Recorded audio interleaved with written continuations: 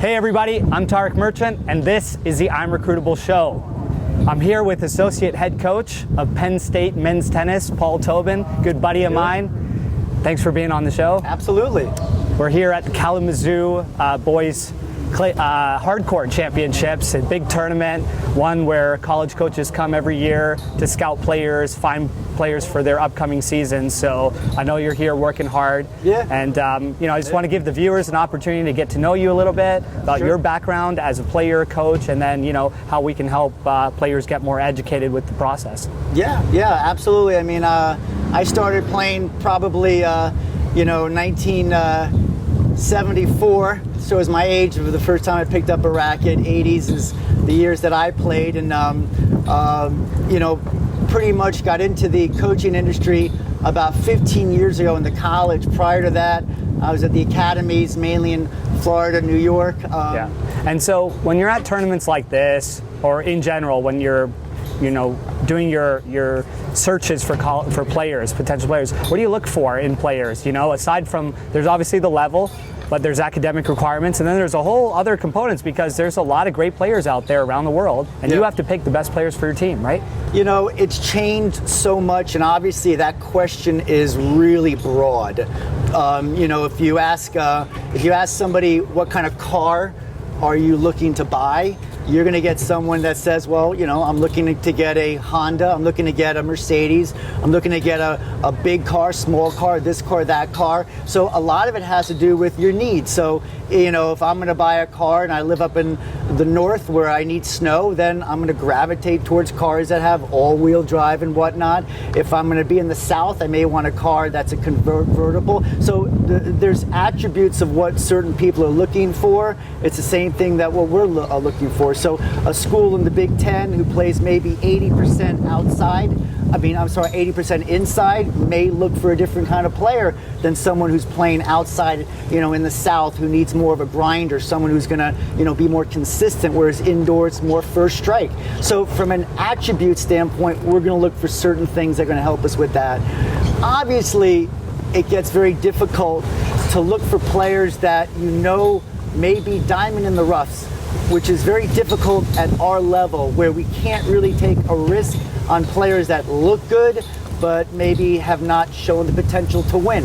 That's the biggest problem, or that's the biggest concern I think most coaches have, because unfortunately you have to go more towards rankings and very specific facts of wins and losses, rankings, seeds, and that sort of stuff. Well, it's true, on the rankings and wins and stuff, there's enough good players out there that are playing tournaments, that are getting results, that are showing that they're a certain level, and that success shows, right? And so that's what we're looking for. So when a player comes and says, I'm really a little bit better than I am, or their mom or dad tells you they're better, but they just haven't played those matches, they haven't caught their break yet. How do you evaluate that? Very simple. Yeah.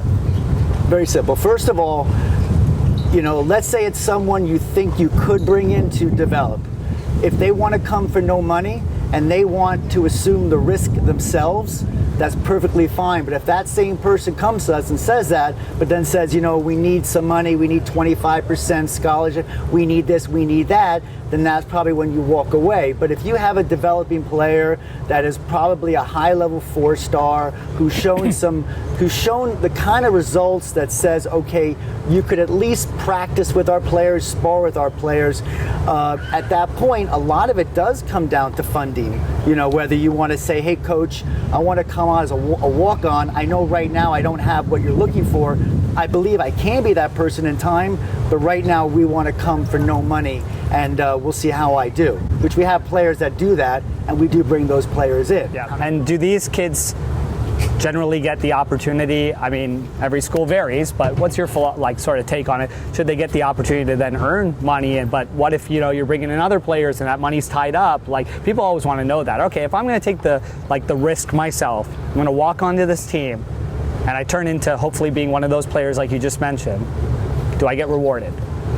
Yeah, I mean, most schools, if you make your way into a lineup and you are successful, you're going to have, at Penn State, we have a business model for players that are able to move their way up. Now, you're right. There are things that happen. We may not have the money that year. We may have the money the next year.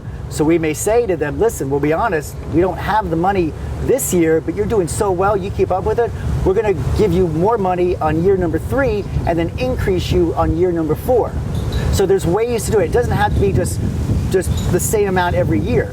So if you don't have money, you may be able to give that back at the back end to them as well. Yeah. And sure, it happens all the time. And you talked a little bit about the different types of players that coaches look for, depending on if they play a lot of indoor versus outdoor tennis. Your good friend, our friend, Coach Adam Steinberg, talked a little bit about him being at Pepperdine and maybe looking at different style of players, in California because they play outdoors versus now, at Michigan. So, like, for you, what type of players are more prone or better for indoor tennis for you guys? Well, I mean, or for teams like that play indoors a lot. Yeah, I mean, usually indoor court players are going to get a lot more free points than outdoor court players. You're looking for people that have the attributes that can get those free points.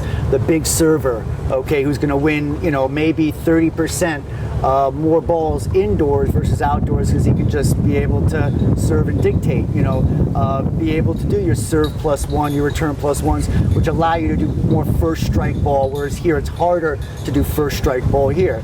I mean, you're going to look at guys that have big forehands that can pull people off the court sooner in your rally. So guys who are able to usually change direction much sooner in rallies than guys that need more rhythm and need to build their points a little bit more than that. Step up to the baseline. Yeah. And take balls early. Take balls early. And obviously guys who are able to come in and really have good volley skills, to take the short ball, be able to come in, close out points. Because, volleys stick a lot more indoors than they do outdoors, where the ball tends to stay down lower than on outdoors, where they kind of float a little bit. So those are the kind of attributes I think you really need to have. Yeah, and I agree with you 100%. And players need to know that. Parents, also, good eyesight too. Yeah. People take that for granted, but it's important. That's true. Actually, I struggled in indoors when I had a little bit of, or at night tennis. Like in the lights. A lot of guys will come up. I mean, it's not common. Personally. We'll be like, Coach, we'll go to places where it's a little dark. We'll be like, Coach, can't see too well here. It's very dark. So really having good eyesight, be able to pick up the ball much faster. Yeah. So I saw you out here on the courts, and we talk a lot, but I've seen some of the stuff you're doing. You've built a couple apps, and one in particular where you can track stats. And so talk to me a little bit how important that is for your scouting and recruiting purposes as a coach. Well, I mean, we talked about this before, how important statistics is. And, I always felt that to walk off a court and not having statistics in front of you to look at just is not a blueprint to have any kind of good conversation about what's going on. You could say specific things like, you look slow out there, or your first serve definitely didn't work, or this didn't work, blah, blah. But to really have statistics that you then can look as a trend, so from one match to another. So first serve percentage, is it at 62%? Is it at 45%? Are you winning your points on your serve at 30% versus 60%? Are you hitting more returns on the backhand versus the forehand? All those statistics help to create what you're going to be able to then work on for the next practice. Well, on the recruiting side, when's the ideal time you feel like to get started? Everybody's saying, grade 9 now, you got to get educated, you got to learn a lot. The new recruiting rules have come in where you can start going on official visits earlier. I mean, you're one of the coaches I see everywhere. And I mean that in a good way, meaning you're out there, you're always meeting people, we're always having discussions ourselves, good debates or discussions. I know you know so much about this, so I want you to share your knowledge with everybody and your sort of thoughts. The recruiting rules are still going to be the same with the junior. Rising juniors, you can't have any conversation until September 1st. Right. So you can't reach out to them.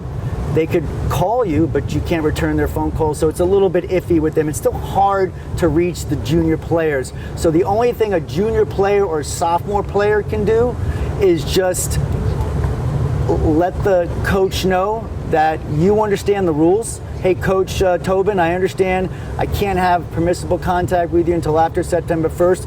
Just want to introduce myself on blah, blah, blah. Hopefully I'll see you around, and after September 1st, I'd like to be able to talk with you about whatever. So understanding that is also really important.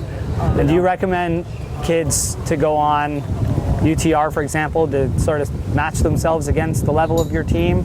How would you want them to match, or how do coaches want them to match themselves up? I mean, a lot of people will give me different answers these days, like, oh, it's inflated a little bit, or, no, that's not all of our lineup, which is, or there's other reasons, but many of the reasons are true for their specific scenario. I mean, there's an academic standard at every school, right?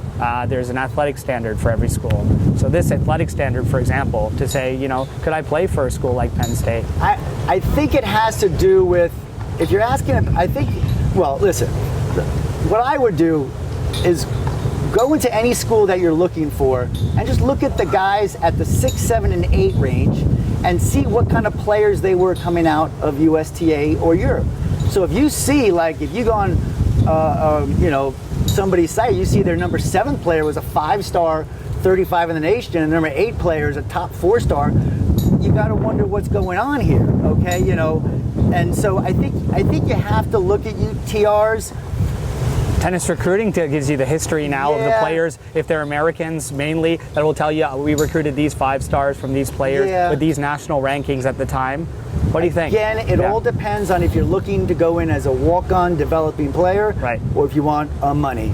So if you are a 10.25 and you see that the guy who plays number 6 is a 10.75, you're not that far away. Yeah. So I would definitely, you look at everything like guidelines, right? I mean, that's when I work with players, I take those guidelines, we put them in, and then it's up to the coaches too, where you have space or what situation you want to come in. I can be a walk-on, or I need X number of dollars. Well, then, if you're going to be a 6, 7, 8 for that team, to expect that you're going to get a big scholarship, that's not going to work, like those things just don't happen. Maybe you can find money other ways, but then you got to explore, right? You got to talk to these coaches, you got to communicate with them. Well, I know you're big on the communication. Let's go back to buying a car. So you're a Mercedes-Benz salesman. I'm coming in, okay? I think the first thing you're going to want to know is, am I a person that could afford the Mercedes? You don't want to waste any time with me if I have $20,000 to spend on a car and spend 3 hours with me just to learn that. So, you're going to figure that out. We're the same way too. We have to figure out whether this person can at some point develop into a lineup spot, because that's really what you're looking for. There's 2 things coaches will look for. Either they're going to be a lineup player, or they're going to be a contribution in practice to the players as well. They got to bring something that are going to also help the other players become better as well. So there's lots of people out there that are happy with just being sparring partners at a big school and being part of this tennis program. Yep, right. And so if you had to give one piece of advice, I know like you and I have had endless conversations about the college process and the recruiting and how it works. And, I know both of us agree that there's got to be a pathway. They have to develop a game plan, initially understand what level you're at, follow a list of schools, and go out there and put in the effort, right? Reach and communicate with people, find out what opportunities are there for you. Most important thing, narrow your schools down and take your visits take your unofficials first, okay? Take them as soon as you can, because that's going to help you X out the schools that you don't want. Just like we do it in recruiting, they do it too. So a lot of times kids have an idea of what a school looks like in their head, but then when they get there, it's not what they want. In the meantime, they could be talking to that coach for 10 months, wasting their time on a school that they didn't even know is in the mountains and gets 10 feet of snow. So take your official visits as soon as you can and get those schools off your list, and be very open with the coach and say, Coach, thank you so much, we're going to look elsewhere. Don't waste any time just because you're afraid you may not get into another school that you want to hold on to another school. Be honest with what you want. Take your visits, that's number 1.